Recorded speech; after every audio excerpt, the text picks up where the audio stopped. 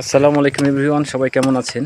আজকে আমি আমাদের আনারসের জমিতে এইসব পলি দিচ্ছি। আমি আর আমার মিরাজ ভাই, যে মিরাজ ভাই এখানে কাজ করতেছে, আমি সঙ্গে আছি, দুজনে মিলে পলি দিতেছি এইরকম লম্বা লম্বা সারিতে।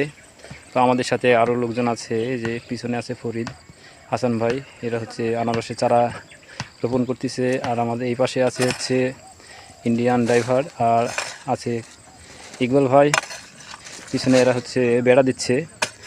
আমরা হচ্ছে এক একজন এক এক কাজ করছি। গতকাল একটা ভিডিও করছিলাম আমরা হচ্ছে আনারসের গাছ লাগানো। তো আজকে ওই জমিতে আনারসের গাছ লাগাচ্ছি। দেখেন জমিটা অনেক বিশাল, বড় জায়গাটা, বিশাল জায়গার শেষ নেই।